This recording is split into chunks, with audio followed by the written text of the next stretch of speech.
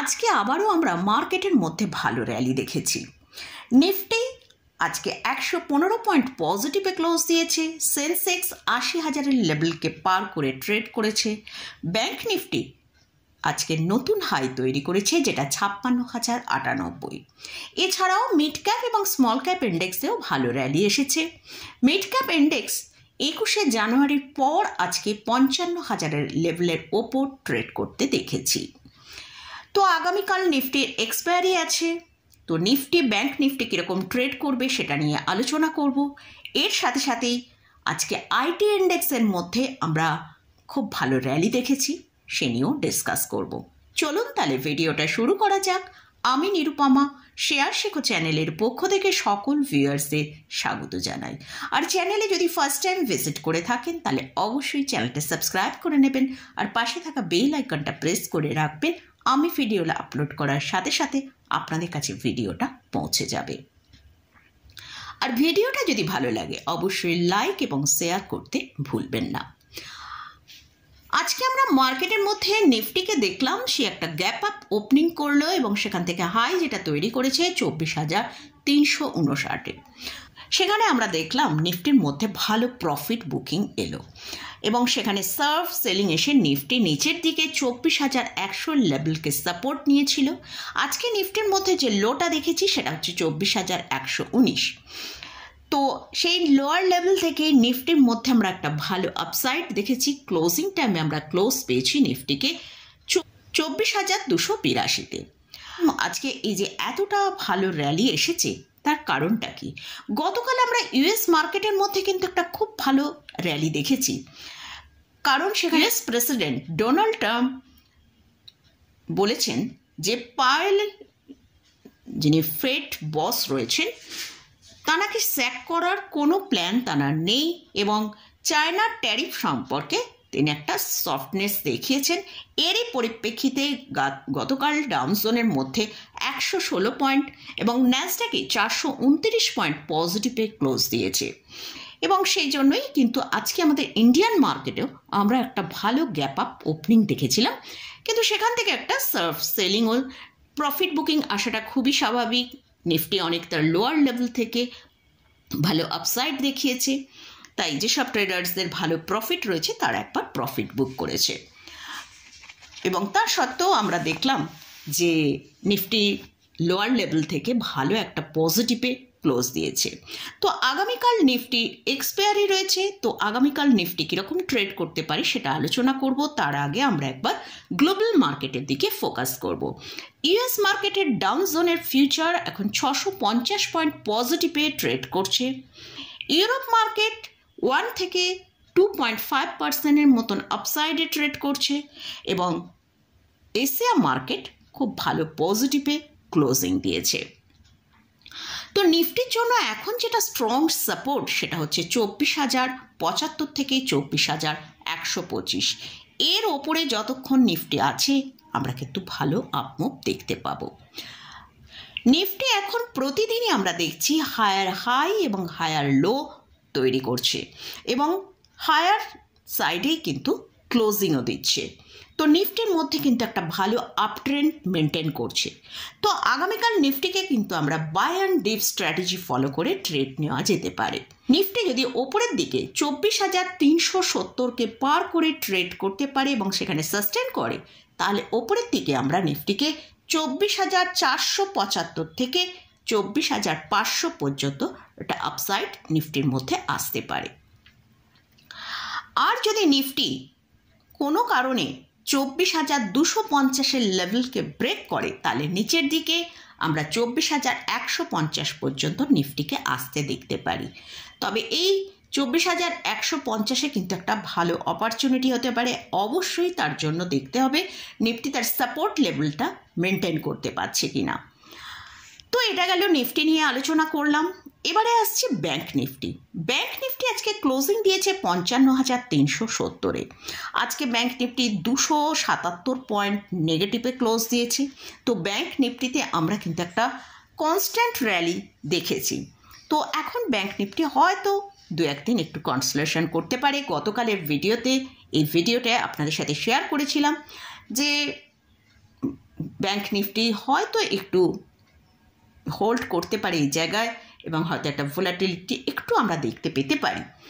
তো যাই হোক, ব্যাংক নিফটির জন্য এখন যেটা সাপোর্ট রয়েছে সেটা হচ্ছে 55,000 থেকে 55,150।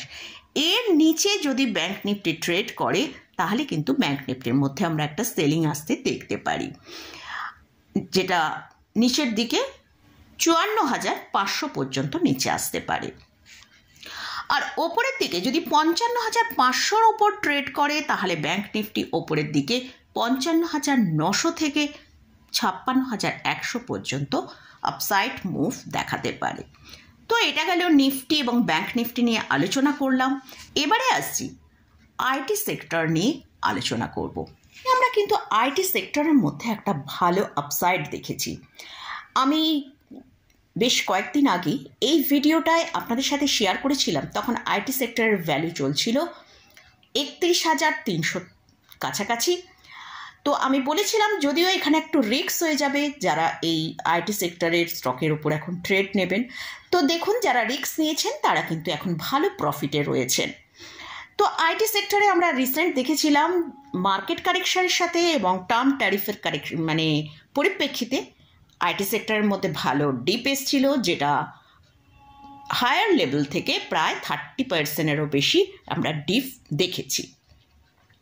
তো এই ডিপটা কেন এসেছিল? যেহেতু আইটি কোম্পানিগুলোর রেভিনিউ জেনারেট হয় বিভিন্ন গ্লোবাল কান্ট্রি থেকে, আর এর সাথে সাথে আমরা আইটি কোম্পানি যেসব আমাদের দিগ্গজ কোম্পানিগুলো আছে, টিসিএস, ইনফোসিস, উইপ্রো, এদের কিন্তু আমরা দেখেছি কোয়ার্টার ফোরের রেজাল্ট সফট এসছে।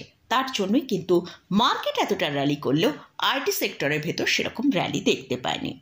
কিন্তু গতকাল আমরা দেখেছি এইচসিএল টেকের দমদার রেজাল্ট এসছে এবং গতকাল ন্যাসড্যাক 400 পয়েন্টেরও একটা বেশি আপসাইডে ক্লোজিং দিয়েছে। তার ফলেই কিন্তু আজকে আমরা আইটি সেক্টরের মধ্যে একটা ভালো র্যালি দেখতে পেয়েছি। তো এই যে আইটি সেক্টরের মধ্যে যে র্যালিটা দেখলাম, সেটা কিন্তু আমরা যে ব্যাংক নিফটির মতন এরকম কন্টিনিউয়াস একটা র্যালি আসবে সেটা কিন্তু নয়। আইটি সেক্টরে আমরা মাঝে মাঝে হয়তো র্যালি দেখতে পাবো, কারণ আইটি সেক্টরের মধ্যে যে রিস্কটা রয়েছে সেটা কিন্তু এখনও কন্টিনিউ রয়েছে। আমরা ব্যাংক নিফটিতে দেখেছি তার 52-উইক হাইয়ের ওপর গিয়ে ব্যাংক নিফটি নতুন আবার হাই তৈরি করেছে, সেটা কিন্তু এখন আইটি সেক্টরে আসবে না।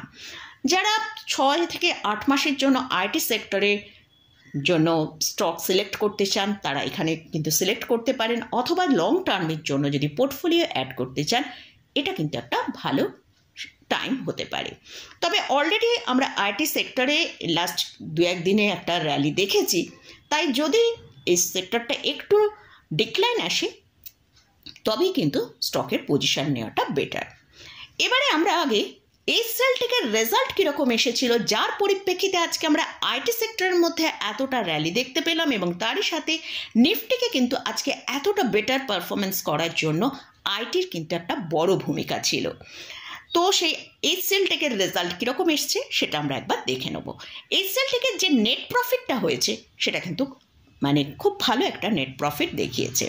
নেট প্রফিট যেটা দেখিয়েছে মার্চ 2025-এ অর্থাৎ কোয়ার্টার ফোরের যে নেট প্রফিট হয়েছে সেটা হচ্ছে 4,307 করোড়, আর মার্চ 2024-এ যে নেট প্রফিট হয়েছিল সেটা 3,986 করোড়, অর্থাৎ 8% নেট প্রফিটের মধ্যে জাম্প এসছে। অর্থাৎ ইয়ার অন ইয়ার বেসিসে নেট প্রফিটের মধ্যে ভালো গ্রোথ এসছে এবং রেভিনিউর মধ্যেও কিন্তু ভালো আপসাইড আমরা দেখতে পাচ্ছি। এছাড়াও ইনভেস্টরদের জন্য 18 টাকা করে পার শেয়ারে ডিভিডেন্ড পে করছে এবং এদের যে গাইডেন্স দিয়েছে সেটাও কিন্তু খুব ভালো, সেটা মার্কেটের কাছে ভালো মনে হয়েছে, সেই জন্যই কিন্তু আজকে আমরা মার্কেটের মধ্যে এতটা র্যালি দেখতে পেয়েছি। তো এবারে আমরা আইটি সেক্টরের চার্টের দিকে একটু ফোকাস করব। আজকে আইটি সেক্টর প্রায় 1400 পয়েন্টেরও বেশি একটা র্যালি দেখিয়েছে, যেটা 4.32%। আইটির ইন্ডেক্স এখন ট্রেড করছে 35,400-র কাছাকাছি। তো এই যে বাউন্সটা এসছে, হয়তো এই বাউন্সটা যেটা ওপরের দিকে 37,500 থেকে 38,000 পর্যন্ত একটা মুভ দেখাতে পারে। অলরেডি আমরা লার্জ ক্যাপ স্টকের মধ্যে কিন্তু ভালো আপসাইড দেখেছি। আগামী দিনে হয়তো মিড ক্যাপ স্টকের মধ্যেও, মিড ক্যাপ স্টকেও আজকে ভালো র্যালি এসেছে, কিন্তু মিড ক্যাপ স্টকের মধ্যেও ভালো র্যালি আসতে পারে।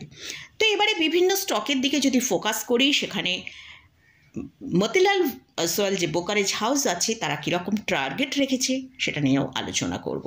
তো ফার্স্ট আসছে ইনফোসিস। ইনফোসিসকে আমরা দেখেছি, ইনফোসিসের রেজাল্ট যেদিন আউট হয়েছে তারপর ইনফোসিস কিন্তু একটা ভালো সেখান থেকেই র্যালি দেওয়ার চেষ্টা করেছে। 1350 টাকার সাপোর্ট নিয়ে আমরা দেখেছি ইনফোসিস এখন 1475 টাকায় ট্রেড করছে। ইনফোসিসের মধ্যে আমরা লাস্ট 5 দিনে প্রায় 4.4% র্যালি দেখেছি। স্টকে 2025-এ মতিলাল ওসওয়াল টার্গেট দিচ্ছে 1650 টাকা। নেক্সট আসছে টিসিএস। টিসিএসের কারেন্ট প্রাইস চলছে 3407 টাকা। এই স্টকে আজকে 2.85% র্যালি দেখিয়েছে। এই স্টকটাও লাস্ট 5 দিনে 4%-এরও বেশি র্যালি এসেছে। এই স্টকে মতিলাল ওসওয়াল টার্গেট দিয়েছে 3850 টাকা। নেক্সট আসছে এইচসিএল-টেক। এইচসিএল-টেক আজকে প্রায় 8% র্যালি দিয়েছে। এখন এইচসিএল-টেকের কারেন্ট প্রাইস চলছে 1595 টাকা, আর লাস্ট 5 দিনে এইচসিএল-টেক 12.25% র্যালি দিয়েছে। মতিলাল ওসওয়াল এই স্টকের ওপর টার্গেট দেখেছে 1800 টাকা। নেক্সট আসছে টেক মাহিন্দ্রা। টেক মাহিন্দ্রার কারেন্ট প্রাইস চলছে 1437 টাকা। এই স্টকটাও আজ 4.4% র্যালি দিয়েছে। এই স্টকের লাস্ট 5 ডেজে আমরা 10% র্যালি দেখেছি। আর মতিলাল ওসওয়াল এই স্টকে টার্গেট প্রাইস দিয়েছে 1950 টাকা। লাস্ট আসছে কোফোর্জ। এই কোফোর্জে আমরা আজকে দেখেছি যে ক্লোজিং আজকে 7425 টাকার কাছে ট্রেড করেছে, আর 6.7% র্যালি দিয়েছে। লাস্ট 5 দিনে 15% র্যালি দেখিয়েছে। এটা একটা যেহেতু মিড ক্যাপ স্টক, এর মধ্যে কিন্তু র্যালিটাও আমরা ভালো দেখতে পাচ্ছি। আর মতিলাল ওসওয়াল এই স্টকে টার্গেট হিসেবে 11,000 টাকা রেখেছে। এছাড়াও কিন্তু আমরা মিড ক্যাপ স্টকের মধ্যে পারসিস্টেন্ট সিস্টেম, ইনফোসিস, এলটিআই, মাইন্ডট্রি, এইসব স্টকগুলোকে কিন্তু আমাদের ওয়াচ লিস্টে রাখতে পারি। আর একটা হচ্ছে যারা ইটিএফ বাই করতে চান, আইটি ইটিএফ, এখান থেকে কিন্তু বাই স্টার্ট করতে পারেন। অল্প অল্প করে স্টার্ট করে কিন্তু ভালো একটা আপসাইড আমরা আগামী দিনে এই ইটিএফের মধ্যেও দেখতে পাবো। নিফটি আইটি ইটিএফের আমরা ভালো আপসাইড দেখতে পাবো। মোটামুটি এইসব স্টকগুলো নিয়ে আলোচনা করলাম। এই স্টকে কিন্তু কোথাও কোনো বাই রেকমেন্ডেশন নেই, জাস্ট আজকে আইটি ইন্ডেক্স একটা ভালো মুভ দেখিয়েছে এবং ব্রোকারেজ হাউসটা এই স্টকে কীরকম টার্গেট রেখেছে সেটা নিয়ে ডিসকাস করলাম। লাস্ট আমার এক ভিউয়ার্স একটা প্রশ্ন করেছেন, মনে হলো আজকের এই ভিডিওটার শেষে এই প্রশ্নটার উত্তরটা দেওয়াটা খুবই জরুরি, যেহেতু ডিভিডেন্ড রিলেটেড অনেকের ভেতরেই এই প্রশ্নটা থাকে। বাকি আপনাদের আর সব ভিউয়ার্সদের যে প্রশ্নগুলো আছে সেগুলো আগামীকাল আমি দিয়ে দেওয়ার চেষ্টা করব। তো আমার ভিউয়ার্স উনি জানতে চেয়েছেন কোম্পানির শেয়ারে এক্স ডিভিডেন্ডের কতদিন আগে কিনলে ডিভিডেন্ডটা পাওয়া যাবে। দেখুন, এক্স ডিভিডেন্ড যেদিনে ডেট ধার্য করা হবে তার আগের দিন পর্যন্ত যদি আপনি শেয়ারটা বাই করেন তাহলে কিন্তু আপনি ডিভিডেন্ডটা পেতে পারেন। তবে এখানে একটা রিস্ক থাকে, তাই আমার মনে হয় অন্তত 2 দিন আগে যদি আপনি বাই করে রাখেন, কারণ আমাদের হলিডে পড়তে পারে, তো সেই জন্য আমার মনে হয় 2 দিন, কারণ ওয়ার্কিং ডেজ থাকবে, তার আগেই কিন্তু বাই করে নেওয়াটা বেটার হবে। তো আমার মনে হয় আমি বোঝাতে পারলাম যে এক্স ডিভিডেন্ড ডেট যেদিনকে থাকবে তার অন্তত 2 দিন আগে বাই করলে আমাদের ডিভিডেন্ডটা পাওয়ার চান্সটা খুব বেশি থাকবে। তো মোটামুটি আজকের ভিডিও ইন্ডেক্স এবং স্টক নিয়ে আলোচনা করলাম। যদি এই স্টক এবং ইন্ডেক্সে কোথাও কোনো পজিশান নিতে চান তার আগে ভালো করে চার্ট অ্যানালিসিস করে নিয়ে তারপরে পজিশান নেবেন। তো আমি এখানে কিন্তু কোনো রকম কোনো বাই রেকমেন্ডেশন করছি না। তো মোটামুটি আজকের মতন ভিডিওটা এখানেই শেষ করছি। ভিডিওটা যদি ভালো লাগে অবশ্যই লাইক করবেন, শেয়ার করবেন, সাবস্ক্রাইব করবেন। ধন্যবাদ।